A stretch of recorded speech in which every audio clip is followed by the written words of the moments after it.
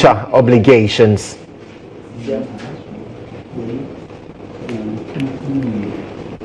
And elsewhere, Donald Trump to surrender in Atlanta in fourth criminal case brought against the ex-president this year. We have details of these and more coming up shortly. Do stay.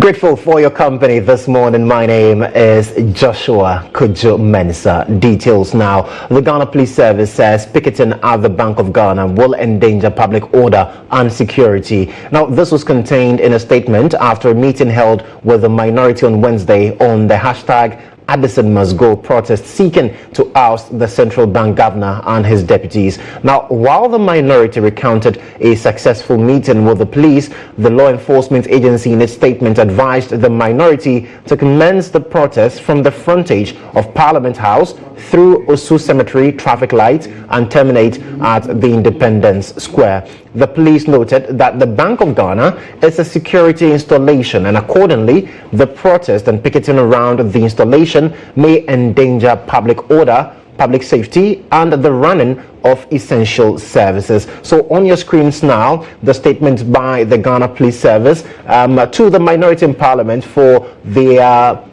hashtag Addison Must Go protest, and excerpts of that statement say the attention of the minority was drawn to the fact that the police service regards some of the routes as problematic. Now, from the frontage of Parliament House through Osu Cemetery traffic light, Ministry of Finance, High Court Complex, Kimbu, Makola, Rollins Park, Oprah Square, Bank of Ghana. Now, that's the route the minority wanted to take. But upon receipt of the notice, police undertook security assessment of the chosen routes and the destination for the picketing. Now, following security assessment, the command has now come out with the fact that the protesters cannot terminate at the Bank of Ghana because it is a security installation and will have dire consequences if indeed the protesters are allowed to end their protest there.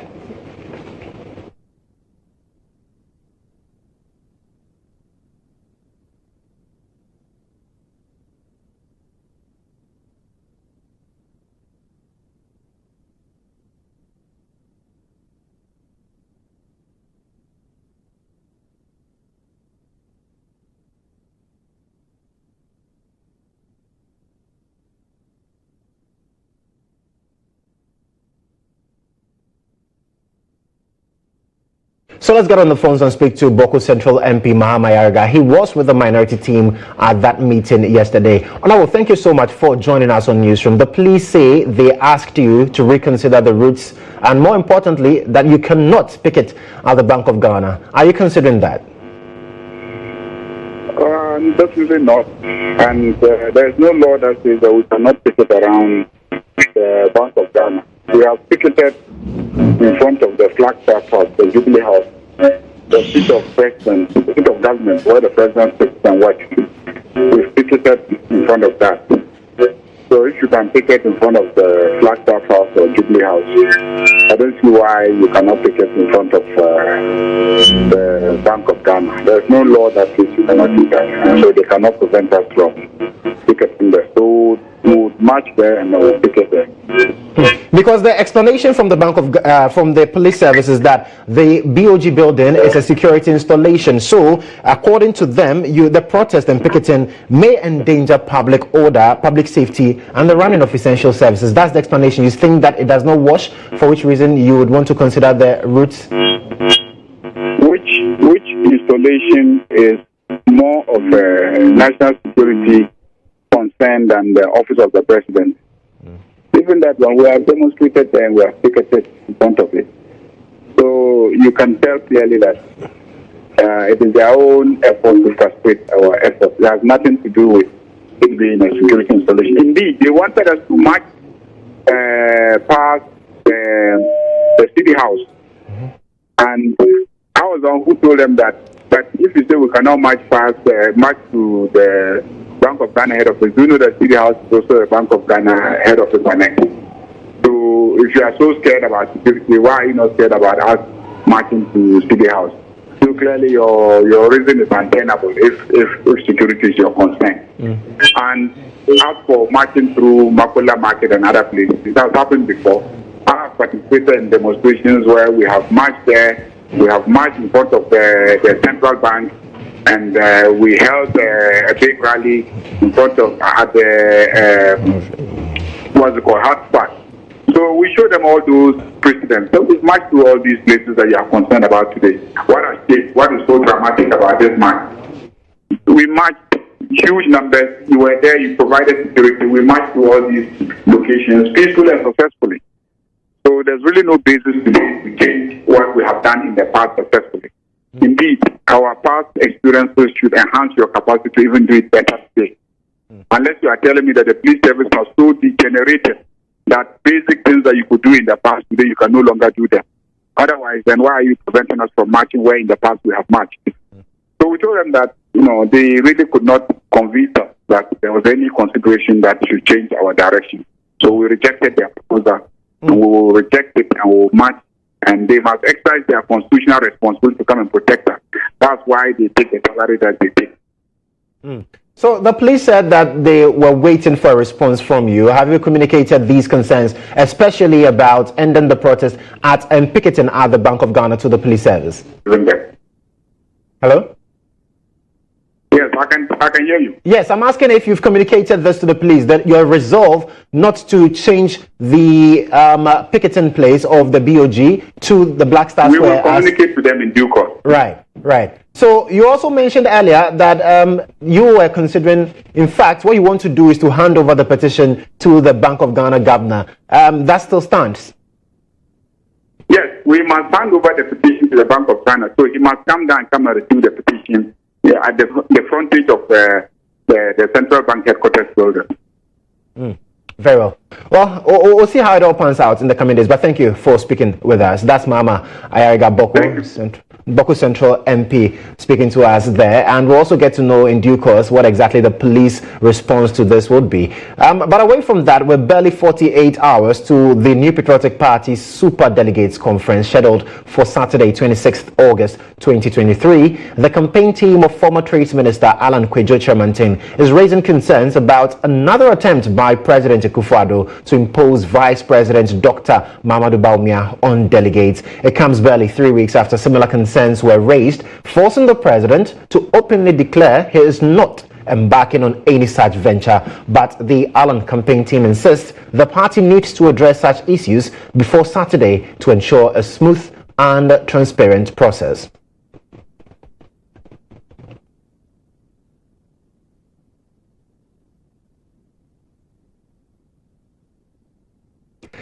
So let's have a conversation on this. We've been joined on Zoom by the deputy spokesperson for the Allen campaign team, Richard Nyama. Richard, thank you for your time this morning. So where are you getting these concerns of the president allegedly meddling in the process once again and trying to impose Dr. Bawumia on delegates?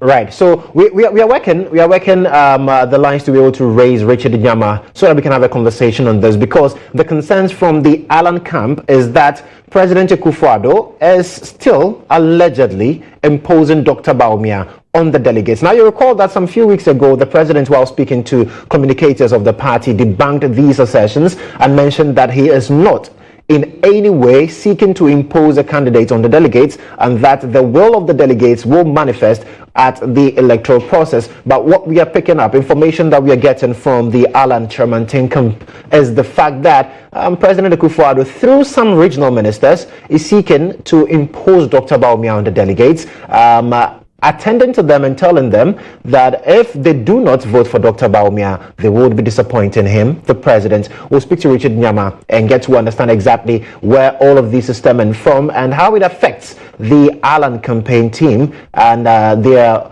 work towards the elections on Saturday. Mind you, it will be live here on GH1 television, also live on Star 103.5 FM and our affiliates across the nation. We're bringing you a comprehensive coverage of that electoral process, the Super Delegates Conference of the new Patriotic Party. 10 people, 10 contenders, 10 aspirants for the slot. Number will be trimmed to 5, and then in November, the party gets to decide who leads. NPP flag bearer aspirant and former General Secretary GHOne Newsroom has expressed dissatisfaction in President Akufo-Addo's failure to meet certain expectations Ghanaians had of him. Now, speaking on GH Today, GHOne Newsroom said there is still time for the president to turn things around. I think the Ghanaian people gave him a certain message, which unfortunately I think he hasn't taken up that message. Because if you look at the difference in our electoral victory of 2016 and 2020, in one electoral cycle, to lose a 63-seat parliamentary majority and to have your popular vote halved, it means the Ghanaian people were sending us a message. And I would have thought he would have imbibed that, made some serious cuts. I have said conducted serious surgery on his government. He's the president. He has the prerogative. It's not for me to publicly say what he has to do. He's experienced enough. He didn't do it. I disagree with him. You know, I've even used the word that after 7 years without a major reshuffle, it's novel. You know, because I've seen around the world, changes, reshuffles are tools of management. It can create new synergies and new energies. You don't need to eject them, but you move them about. You know, but that hasn't happened. That is his style. You know, so he's a president who was produced by our party, and I supported him for the second round. And I would have thought he would make those changes. Those changes haven't happened.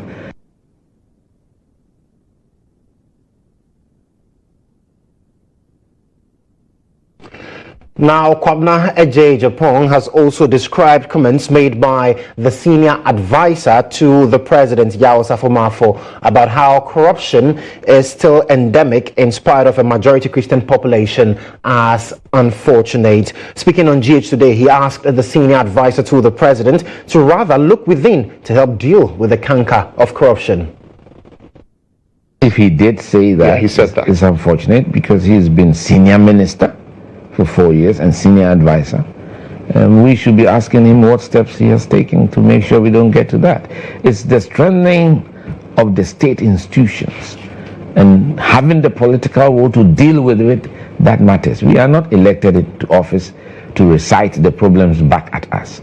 So I think that as government, we need to take action. Governments are put in place to solve problems, not to recite the problems. That's all I can say about that. So let's go back to our earlier story that has to do with campaign team for Alan Tremontaine, former Trades Minister, raising some concerns about the president imposing Dr. Bawumia on them. We've been joined by Richard Nyama, his deputy spokesperson for the Alan campaign team. Richard, thank you for joining us this morning. So what exactly is leading to these concerns? Because we know that you raised similar concerns some weeks ago. Yes, good morning to your viewers and listeners all across the country and the world. Yes. I did raise them about a month ago. The president subsequently held a press briefing at the presidency and tried addressing the matter and telling the whole world that he doesn't support any candidate. But the evidence on the ground says otherwise.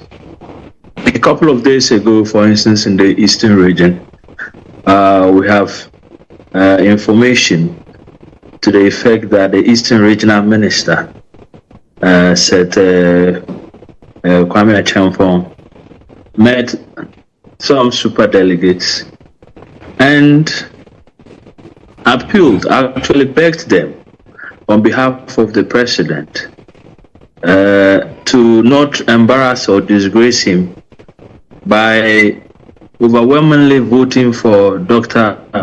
Bawumia because the president, Bawumia is the president's candidate. Mr. Honorable said has not denied these allegations, and it's at variance with what the president said about it a couple of weeks ago, that he doesn't support anybody. Because if people, his assignments, appointees, are going around and cajoling, coaxing, and begging super delegates to vote in a certain way because the president is supporting somebody. In the northern regions, the 5 northern regions in particular, actually, it got to a point where you had ministers and CEOs and regional executives meeting super delegates, taking away their phones and virtually threatening them and their families if they don't vote a certain way because it will be an embarrassment to the son of the land. I don't think that we're being fair to the people of the MPP. Look, if the vice president has what it takes, we don't have to impose him on the MPP. But Richard, if these accusations, hello Richard, so if these accusations are anything to go by, could it also not be that the appointees are the ones championing this and not necessarily at the behest of the president? No, but the question is, if the president is not aware his appointees are doing this, then something is definitely wrong, because he should have a feedback system structure in place, and they're doing this in hiding. If I can hear it, I'll be surprised if the president is not aware. It's been done blatantly, and so I think the president has to call people to order if he really means what he's saying. But some of us are beginning not to actually believe what the president says, because the boldness with which these appointees are doing what they are doing, it's obviously at his behest. If not, he should have put people to order and called people to order. He's aware of what is going on. In actual fact, as at yesterday, there were attempts in the eastern region, Volta region today. They are supposed to be meeting at Kilimanjaro Hotel in Nkwanta. They're actually going to camp people over 2 nights and then bring them to go and vote. Look, this is so MPP is not funny. So Richard, you know that people would vote for who they want to vote for, regardless, and super delegates clearly would be those who will really know the tenets and what they really want for the NPP. So how does this affect the campaign team of the Trades Minister, Alan Kojo, former Trades Minister then? How does all of this affect your campaign? The super delegate structure is such that is structured in favor of the establishment candidate. And so we pushed for the fact that they should make sure that if you came and voted as a delegate, because there are very few, 956, you can easily pinpoint and mark them down. And it happened in 2014, where when people voted otherwise, they were identified and had subsequently been victimized. Some have actually died out of it. And so if you look at the guidelines currently, the guidelines actually recognize what happened in 2014 and are taking steps to address that. So that when they say that we'll have alphanumeric serial numbers, that is to make it complex for you to identify who the super delegate voted for. When they say that all the aspirants will have their seals on the ballot box after voting has been done and the ballots sealed, it's in recognition of that. When they say that you will not queue and be called by name to get your ballot to go and vote, it's in recognition of that.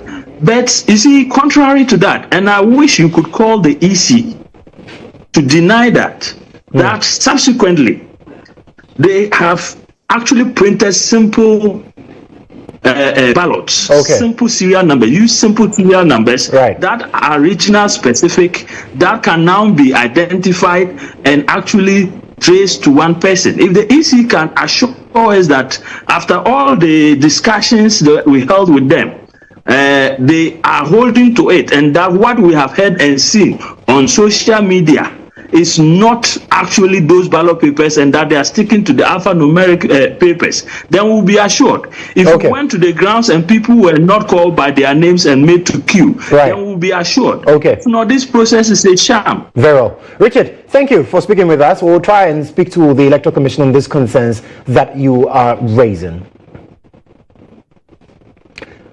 So let's move on to some other stories, but still in the camp of the NPP, of course, because Saturday they are going to the polls. The campaign team of Dr. Mahamudu Bawumia has described as unfounded suggestions from former Attorney General Ayikwe Otu that the Vice President should step aside for opponent Alan Chermanton to be elected flag bearer of the NPP in line with the party's tradition. Now, a member of the team, Akbar Kumeni, who spoke on News Tonight, said there is no such tradition which determines who should be flag bearer of the party. He described such comments as baseless.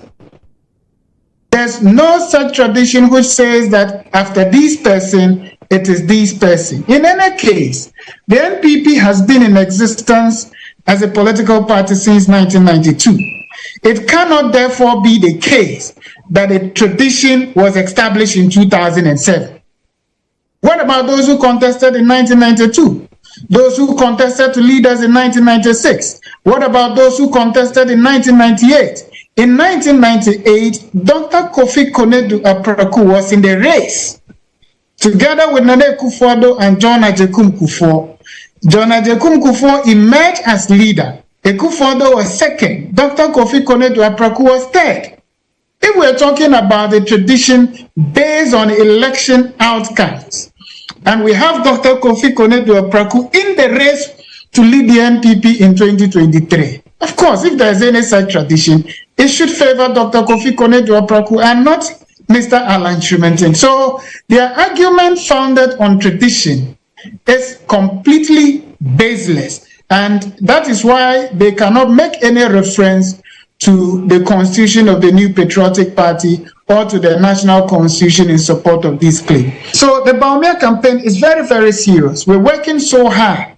Notwithstanding our goodwill, we're not going to leave anything to chance. We'll continue to work until Saturday when the votes will be declared, because we have a target to meet, and we are determined to do at least 70%.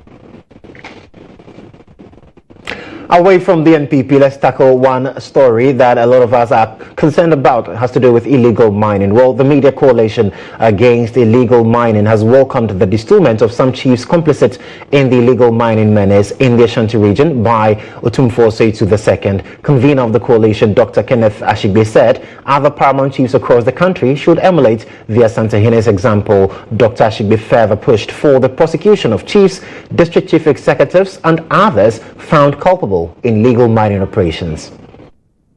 For the Otumfuo as a traditional leader, his powers would be to use this traditional system to adjudicate on the case and take a decision. So you'll be expecting that the states would then take up these cases and investigate them. And so that if these chiefs are found to have sinned against the Minerals and Mining Act, then we need to support what Otumfuo has started and ensure that punishment happens. That is not only the chiefs who would need to be held responsible. It is the good thing about the chiefs is that it gives a good signal to others that if even the chief has been disturbed and the chief is being prosecuted, then I need to be careful. So that if you talk about the people that my brother was talking about that are going to concessions that have not been renewed, then the people in those communities themselves would have their chiefs looking after, and then you'll be able to prosecute them. But then also, you also need to deal with the politically exposed people who are involved in this particular, crime that we are committing against ourselves, and make sure that you are exacting the maximum punishment. So, for me, so far as this is concerned, once an illegality is occasioned, it does not matter whose ass is God. You're still watching Newsroom here on GHOne Television. Now, a retired police chief, Superintendent Felix Koku Mausi, has called for the reorientation of Ghanaians on the culture that permits children to assist their parents in economic activities. The former police officer believes a lot of people hide behind this culture to perpetrate crimes against children and the vulnerable. He says despite the numerous laws against human trafficking vis-a-vis child labor, the country risks dropping to the Tier 2 watch list of human trafficking as a result of lack of enforcement of the laws due to some of these cultural practices. Retired Chief Superintendent Koku Mausi made the comments at the closure of a one-year fellowship training program on human trafficking for selected journalists organized by the International Justice Mission. That children must help the elderly. Children must help their parents. In farm, in fishing, in carpentry, in whatever trade their parents are engaged in. Fine, that's a good point, but not to exploit the children. No, not to deprive the children of education. Not to cause physical, psychological harm to the children, not to deprive them from childhood. The people we are talking about as trafficked children, they will never have the opportunity. They are not going to school. And so if nurses are recruiting, they don't qualify. If the police are recruiting, they don't qualify. And that is what the law wants to prevent. It's not about a child helping the father or the mother in the trade or in a business, but it is about depriving the child of education, depriving the child of childhood. So we really want you to get that message clear. Now, senior researcher at the Institute of Economic Affairs, Professor Alexander Bilson Dako, is advocating for a homemade poverty alleviation strategy to address poverty in the country. According to him, the local government structure of government should be strengthened to help target the poor in society. He spoke on the sidelines of a poverty alleviation conference by the Institute of Economic Affairs. If we have our nationally crafted poverty reduction strategy, that in itself could attract donor support. We don't need donors to suggest a poverty reduction strategy to us to follow, right? The nation needs to come together to define what poverty is and be able to come out with its own plan of poverty reduction. Must have enough resources by itself to pursue it. And if donors see that we're doing a good job and want to contribute to it, that will be a blessing to us. China did it exclusively with some support, with some